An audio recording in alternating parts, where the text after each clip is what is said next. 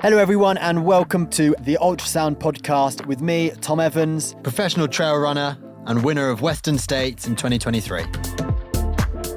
I'm Brett Saunders, I'm Chief Crew Officer and best man at his wedding.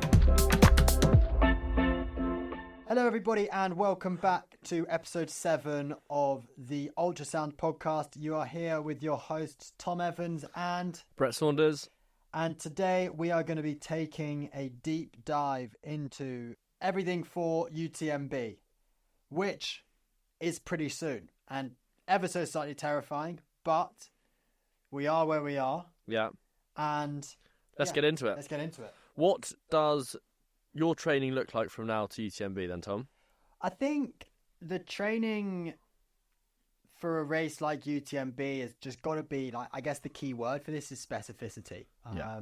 And like we've mentioned previously in other episodes of the podcast, is training for the demands of the event. So I think it's really important for me at the beginning of a race block or while I'm planning my races is to do a bit of an analysis of what actually are the demands, what have you actually got to be able to do in order to achieve what you want to achieve at the race. And I think it's actually really similar for an elite level runner as it is for someone who's just trying to beat the cutoff times at the back of the pack. Yeah.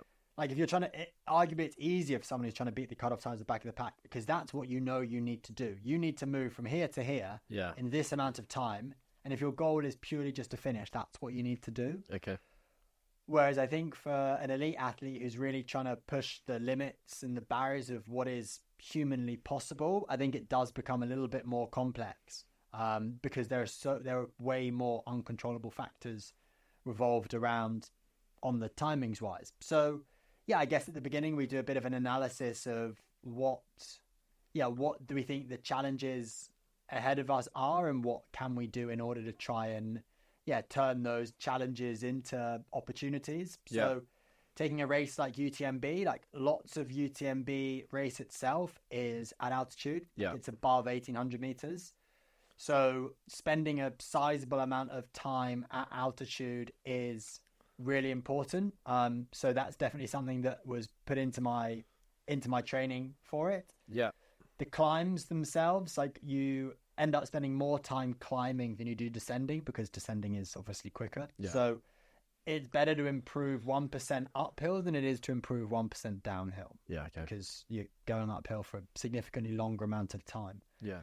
And then again, finally, nutrition, that's something that you really can control. And I guess outside of that, they are all pretty uncontrollable factors. Yeah. There are things that you can do, knowing the course, for example, is really important. So putting in a course recce, again, even though I've run the course countless times now, especially the second half. Why is that? Why the second half specifically? I've run the second half more because of CCC. Okay, I did in 2017 and 2018 and did recce's before both of those years. Yeah. And it's pretty much exactly the same second half of the race. Okay. It's the last 80k from the climb out of Courmayeur is a little bit different. Or it is different. But then from an hour outside of Courmayeur, it's exactly the same. So for the last 10 hours, it's the same. So for the listeners trying to understand, obviously you've given us a breakdown into kind of what it loosely looks like in between now and then. Are you going from? Are you living in the Alps before it? What are you doing? Are you living at altitude? Are you doing altitude camps in the UK, in tents and stuff like that? Or how is? Yeah, so is that a thing? Altitude camp, tents? Yeah. So I'll sleep in typically altitude tents. I think can be really useful if you spend lots of time in them. However, the compromise is time at altitude versus sleep quality. Yeah. So I tend to find if I'm sleeping in an altitude tent in the UK, the quality of my sleep isn't that good. So for me, it's not worth it. Yeah, I do some sessions on the treadmill or the bike with simulated altitude just to, I guess, sort of dampen the effect when I then get out to altitude. Yeah. I'd normally do that for a couple of weeks in the UK. I'll also start iron supplementation a little bit more. Okay. I'll do a blood test a couple of weeks before I go out to the Alps or go out to altitude just to make sure everything's right. And then I'll just keep monitoring that because, I guess one of the risks when you go to altitude is red blood cell count going down, and that's then when things start to go really wrong. So you've got to make sure you're in a good place by the time you get out there. And what altitude are you staying? Like, where does altitude start making a difference? Because obviously, I presume the first 1,000 meters, as soon as you get to 1,000 meters, 2,000, or is it any altitude? No, pretty much anything over like 1,500 meters, I would say, is sort of where it starts to take effect and your body starts sort of trying to make adaptations. Okay. You'll probably feel it a little bit lower, but percentage of oxygen is less at 1,500 meters. And so for me, that's sort of where I start. Not necessarily taking altitude seriously, but it's sort of the lower threshold of where you would start, where altitude would become a little bit of a factor. So for me, I like going to Tignes, just above Val d'Isère in the French Alps. And that's at 2,200 meters where I'll be living. But then the majority of my training will be done a little bit higher than that.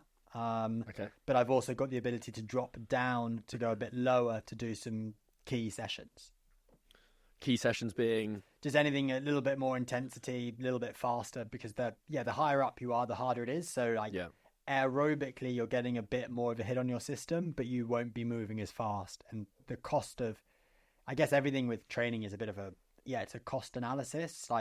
You only have a certain amount of energy, and if you're at altitude, you're spending more energy just existing because there's less oxygen. So I really like it. I think time-wise, like a minimum of 21 days is about right. Is there a maximum or? Not really. I think there's probably definitely is a plateau. And I think after sort of 3 to 4 weeks, depending on the individual, like your body is now accustomed to it. Everything's still difficult. So typically there's quite a lot of data and quite a lot of science about training at altitude and then performing at sea level, but there's not as much data out there and analysis out there of training at altitude to then perform at altitude. So I guess you are not guessing, but it's sometimes it's fairly high risk being at altitude. Like your blood values do change quite a lot, and like you can lose a lot of iron. Your red blood cell mass will increase, but it's fairly risky. So you need to be. Do you then come back down to sea level and then go back up again, or like how will you do it? And typically, if you are racing a short race, you would either drop in very late to the race, while you've still got all the benefits of being at altitude, but there's sort of call that a come down, where sort of after like 2 days to 6 days, your body doesn't really know what's going on, and it sort of starts almost not destroying itself, but that's a bad time to race and a bad time to prepare. So either you drop in more than a week or less than 2 days. But for a race that's at altitude, I guess it's a little bit more difficult because you're going from Tignes to Chamonix, and Chamonix is at 1,000 meters. So you're not getting the altitude hit, but you probably still need to get a little bit of altitude stimulus. But it also might be hot. So like heat training as well, which is becoming way more and more of a thing. And you can get some very similar sort of adaptations from heat training as well as altitude training. So typically before I go on an altitude camp, I'll do some heat prep beforehand, because it's pretty easy to maintain. Well, it's not easy, but it's far more manageable to maintain heat adaptations and then gain altitude adaptations rather than trying to gain heat adaptations, altitude adaptations, and train for a 100-mile race. That's just so much stress going on in your body. Like you're just going to get sick. I think I guess like choosing a location becomes incredibly important, because you want to be able to manage. You want to be able to manage everything. And again, going back to the same phrase that everyone's probably bored of, is like train for the demand of the event. Like there's no point in like altitude is brilliant, but there'd be no real point in going to Flagstaff, Arizona to train for UTMB, and there'd be no real point in going to Font-Romeu or Tignes in order to prepare for Western States, because the specificity is off and the demand of the event is so different. And have you ever made a mistake in a location for a camp before a race, going to the completely wrong place, or just kind of being like, I want to go here because I think I can run and it'd be good? Have you Yeah, I went to Ethiopia in 2019 before Western States, my first 100-miler, and I ended up flying back to the UK 2 weeks early because I was just wrecked. I was just so tired. I wasn't training very well. I was a bit too high. Yeah. So we got at that point, so we kind of just decided to pull the plug with the altitude training camp, and actually prioritize recovery and being ready for the race. But then, I think after that, like, you learn from your mistakes, and there are definitely optimal ways of doing it, and it's just a bit of a life balance. Like, yes, in an ideal world, you'd be in the mountains the whole time, but actually for me, it's not what I want to do. And I think I can get, like, for me, I train so much better when I'm happy and I'm around my friends and my family. So to be able to live in the UK and then really like use training camps and prioritize training camps to make those last final adaptations is really important to me. So I just want to jump in and say a massive thank you for Garmin for sponsoring. I've been using Garmin now for over 6 years, and it was actually my first watch that I bought when I was in the army. Now, as a professional athlete, I use Garmin 24/7 to measure not just my training, but my HRV and also tracking my sleep.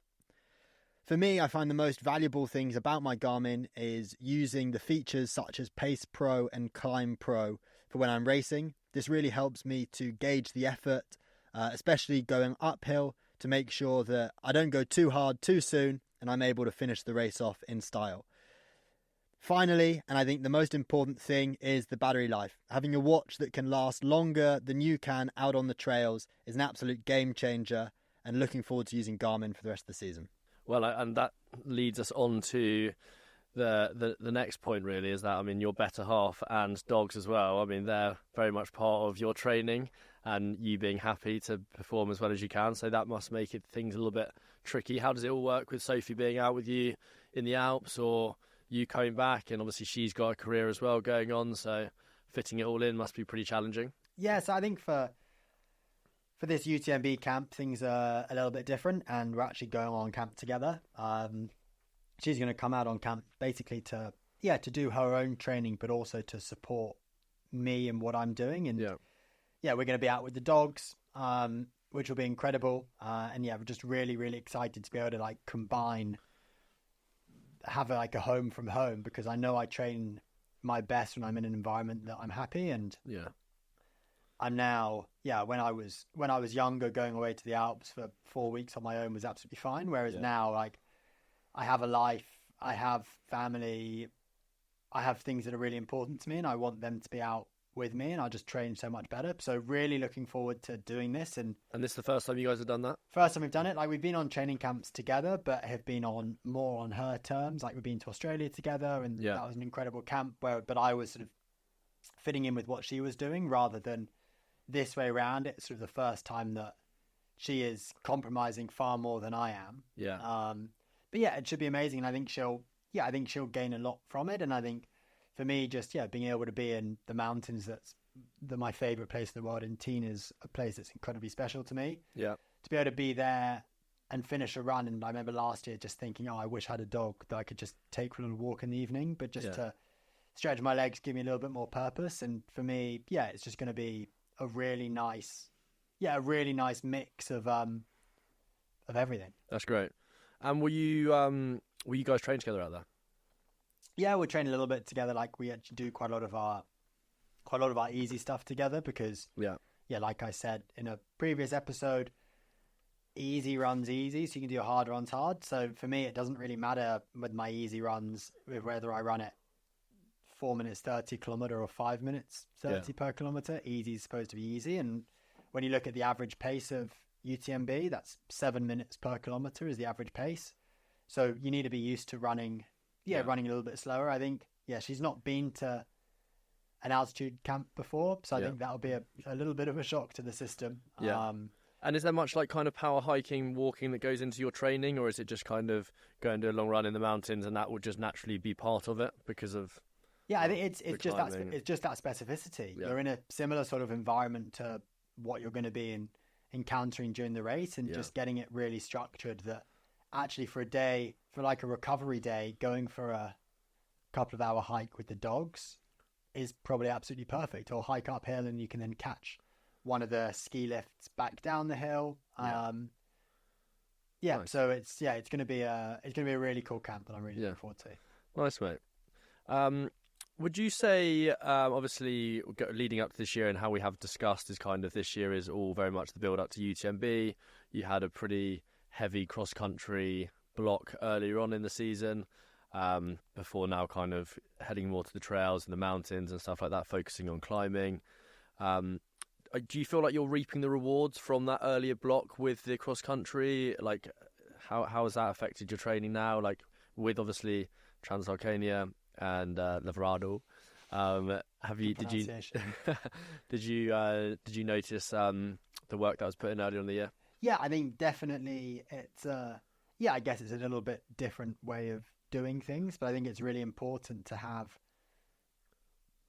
like more strings to your bow than just to be really good on the trails. And I think by mixing it up and doing a similar but different type of training has massively helped. I think sort of the key areas that I'm finding it is just more so flat running and also on like the more uneven, unstable terrain. It's just feeling way more comfortable. But also it's an opportunity to be able to practice race tactics. Like a 10K race takes 30 minutes, a little bit less than 30 minutes. You get to practice going through your race day routines, and a lot of those races start in the afternoon, so you get to practice it fully. And then you just get the opportunity to be in a race environment with people who are better than you, and you get to give absolutely everything and see what you can do and make some mistakes and prepare. And sometimes you'll make more mistakes, sometimes you have better races, and as long as you can learn from those mistakes, like I think it's super useful. And what was your biggest learn from the cross country season this year? With your prep going towards UTMB? I think probably, to be perfectly honest, it isn't actually like the race itself. It's just before the race, what I need to do in order to be ready to go on the start line. And UTMB is a little bit different because you have to be you're not rocking up to the start line 5 minutes before the race starts. You're rocking up half an hour before the race starts because they need to introduce you and they play some music, and it's a little bit more different, but like it's quite iconic, that, isn't it? It's so iconic, and you wouldn't want to miss it. But which I've always missed because of Kring, obviously having to get to that first checkpoint. You can never really beat that. I mean, it is, It's very, very cool, and I think just the ability to better, not necessarily zone out, but the ability to better, like having stood on the start line at the World Championships cross country, sort of look over and. You're seeing these athletes who are, Olympic medalists over endurance events to be able to sort of block that out and just focus on yourself, I think is, definitely a big lesson I learned. And I think like physically, obviously the improvement is great. And I think it's kind of made me, a little bit more resilient to the start of the year. I did a heavy strength training block with Andy Kay then. And it's all just flowed really nicely that now I'm in a position where I can maintain that stuff, and I don't really need to try and improve that because I feel like that's, I'm in a really nice place with that. So I can focus on the specific things now, and I can, I've done. Specific being climbing. The climbing, the descending, using poles, because you look a bit silly rocking up to a cross country with poles. Maybe I should. Maybe it would help. But I mean, how long before UTMB are you getting the poles out and actually putting it into practice? Because I mean, obviously you need practice with it, but I can't imagine you need 6 months of practice with poles. I don't know. Is that a naive thing to say? I don't know. It's something that I use all year round, and I think for me, like even doing long runs over winter in cross country season, I was still using poles because I think it's something that. The more comfortable you can get with them, the better you become. And even if it's just to the extent where you're like practicing putting them poles in and out of your pack, and just being able to use them is really important. And it's like I remember going to Teen last year after Western States, having not used poles since UTMB the year before. So 48 weeks gap without using poles, and I literally had to stop. I had to stop running in order to put my poles away because I just forgotten how to do it. So Yeah, I'm significantly further ahead now, You've locked that skill in. Yeah, exactly. Well, but you need these things you need to practice, and you see like in all other sports, like professional footballers still practice the most basic of passing. Yeah, it's not Johnny Wilkinson used to kick, Johnny Wilkinson used to kick. Like, you need to practice the basics, and not everything has to be like the most sexy and the So the ugly stuff that no one sees is that stuff that's going to change the result. Well, not change the result, but kind of lead to the result that you're going to get. That's the stuff that makes the difference. Yeah, absolutely. Huge thank you for Morton for sponsoring. I started testing with Morton in 2017 and was one of the first athletes in the UK to use it, and I've been using it every season since. I use the whole range of products, including the Drink Mix 320, the Gel 160, and more recently, sodium bicarbonate. The hydrogel allows me to hit high carbohydrate goals with no stomach issues to make me feel my best on race day. Go and give Morton a go and fuel yourself for your next race. To benefit from your one-time code and get 20% of your next purchase on Morton.com, simply enter the code ULTRASOUND20 at the checkout. Valid until the 30th September 2024. The code is applicable on all products except the Morton bicarb system. It'd be good to get a comparison, Tom, for obviously UTMB that's coming up this year compared to Western States that was last year. But like more specific kind of, if we're in the heaviest block of and in the midst of both the training coming up to it, in the lead up to it, can you talk us through a week in the UTMB build-up compared to a week in the Western States build-up? Yeah, for sure. I think they're just due to the nature of the races, like they are so different. Like Western States, exactly 100 miles with 5,000 or 6,000 meters of climbing and 7,500 meters of descending, whereas UTMB is just under 110 miles, so it's a little bit longer, and has got 10,000 meters of climbing, just over 10,000 meters of climbing, and is going to take 5 hours longer. Yeah, so it's almost like time-wise, it's a third longer than Western States is going to take. So I think, like, firstly, that's got to be put into consideration. So, like, volume-wise, distance is probably fairly similar. Yeah. But hours-wise, there needs to be, in my opinion, more training at UTMB, and it's probably less high intensity with far more hiking. Because if I look at the stats for Western States, I was hiking for 18 minutes out of 14 hours, 40 minutes. Whereas the stats for UTMB, I'm probably hiking for like 6-7 hours. Wow. So it's a huge difference. So like, I think that just like, you've got a certain amount of time that you need to spend in that sort of particular zone or practicing that particular skill. Whereas like I didn't do any hiking, walking whatsoever at doing my Western States prep. Like once or twice if I was completely knackered in Flagstaff, especially at the beginning when you're getting used to the altitude. Whereas now like hiking does play a huge factor. So I guess like the main differences are the terrain that I'm training in, going from Flagstaff to real alpine areas and being able to climb almost 2,000 meters elevation from the door, and just go straight up. And I think that's a huge difference.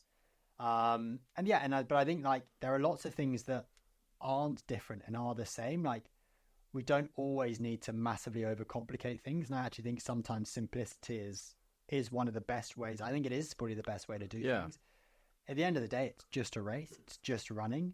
Like, I think once you've worked out what you're going to need to do in the race and you've identified those, you've identified those elements of specificity and you've figured out the demands of the event, it's then really simple to train for. Like, there's no need. And the closer you get to a race, the more specific you are with the training. Like, for me, it's always incredibly telling that in the week before UTMB, seeing people on the athletics track in Chamonix doing some intervals.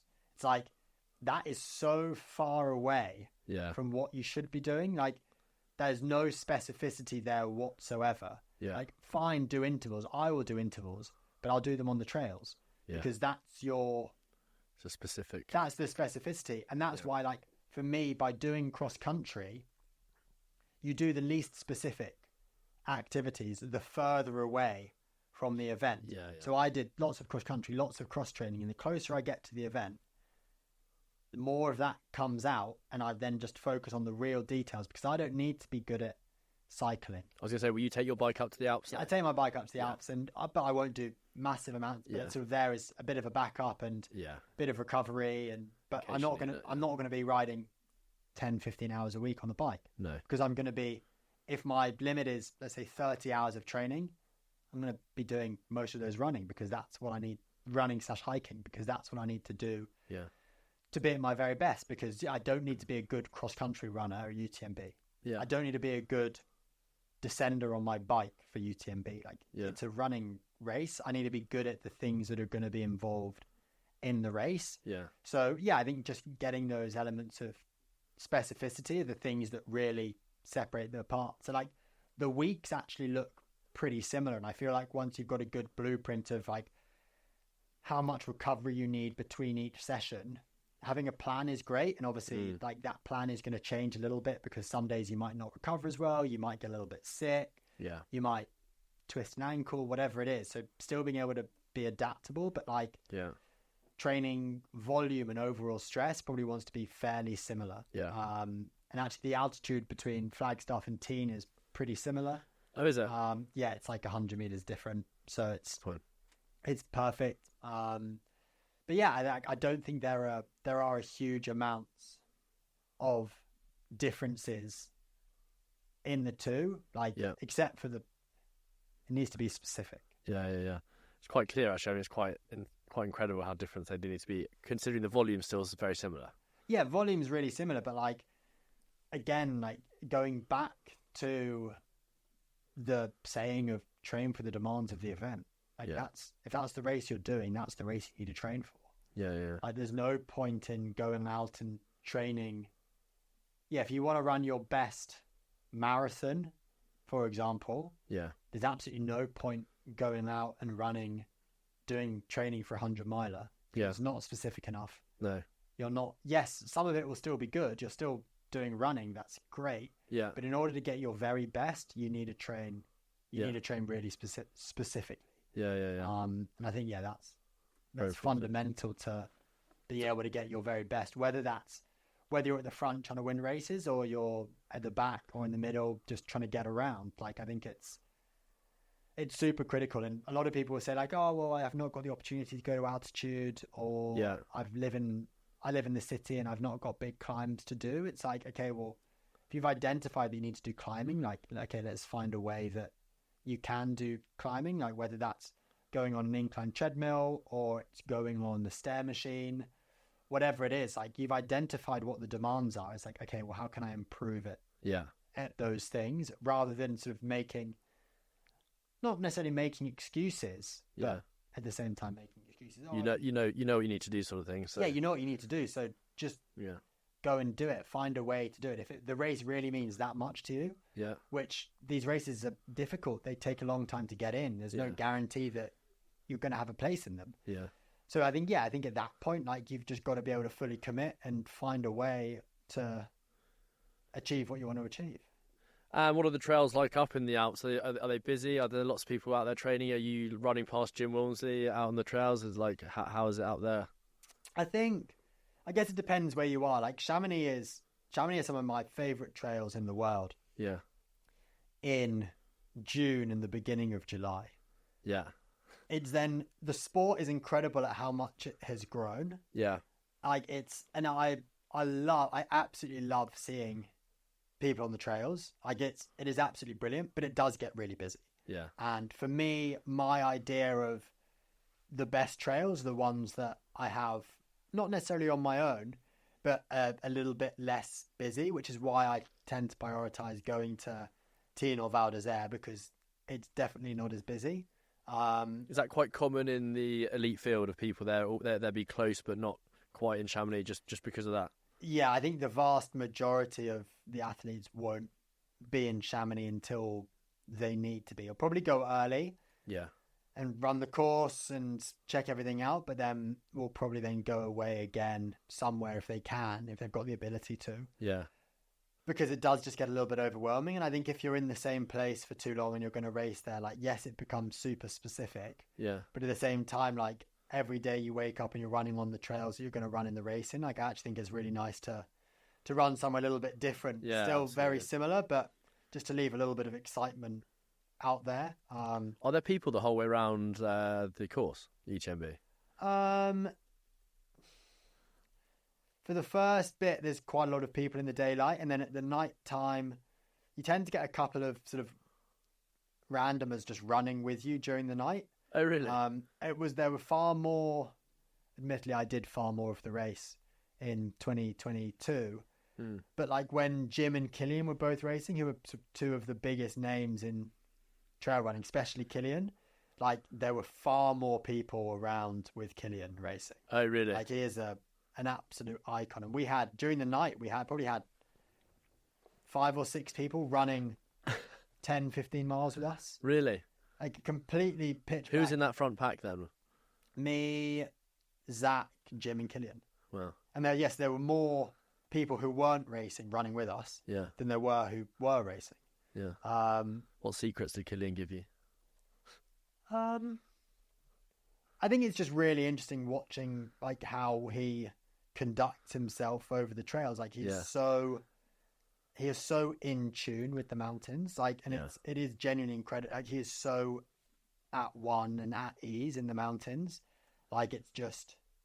Have you transferred some of that, like knowledge, not knowledge, like seeing what you've seen and into what you want to train, or does it go back to the point of, no, this is how I need to be, focus on me? Yeah, take like a pinch of this, pinch of that sort of thing, but it all has to be my strengths, how I'm going to do this, how I'm going to do the race sort of thing. I think he's just super comfortable being uncomfortable and being in those mountain situations, whereas something that maybe didn't come completely naturally to me. And I guess every year that I get more and more experience and spend more time in the mountains, that will come. Yeah. And I think it's a sort of. He's a few seasons ahead of you, isn't he? Yeah, and geez, if I can do a 10% of what Killian has done, then I've had a great career. But I think it's like he is not necessarily born with the ability, but like he grew up in this environment. So for him, it's like walking to the shops. Yeah. Being on a super sketchy high alpine terrain. Yeah. And it's incredible, but everyone's got their own strengths and weaknesses. Like, and I think you need to, focus on you, learn from what other people are doing. Yeah. But at the same time, like, I'm not trying to be the next Killian. I'm not trying to be the next Jim. No. Like, I want to.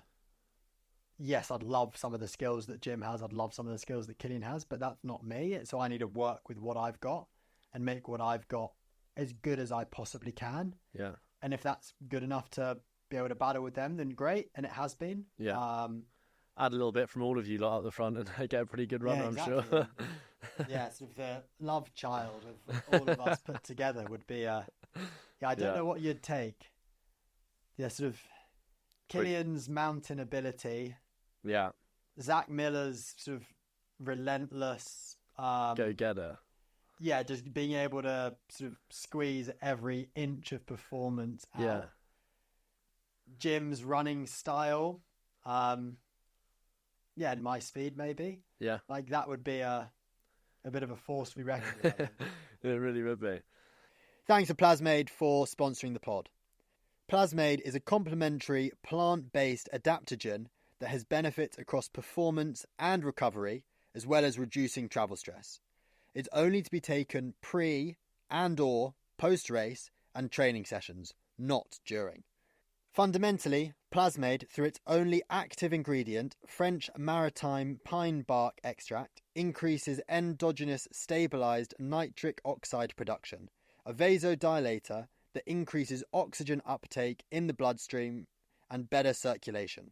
as well as triggering powerful anti-inflammatory and antioxidant effects. By plasmade preparing and optimizing the body, the efficiency of your in-race supplementation and hydration intake is increased.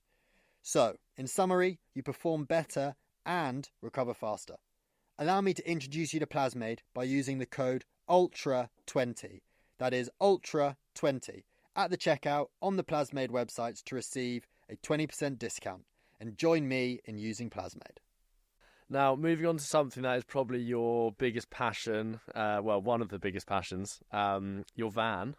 Yes. How has that helped with your training, being able to get away to mountains? It's part of the crewing system. We use it to get around the mountains, but I mean, not just in that aspect. Like, how's that helped you get away and do some more training? And I think the van's been absolutely class. I think it's whether it's sort of just driving for an hour in it and training in the hills in the UK, like, it's been incredible because you've just got that life base, you've got that support there, so you can leave early in the morning, you can then have breakfast when you get there, have a coffee, you've got a fridge, you've got a cooker, so you can have proper breakfast and get everything that you need.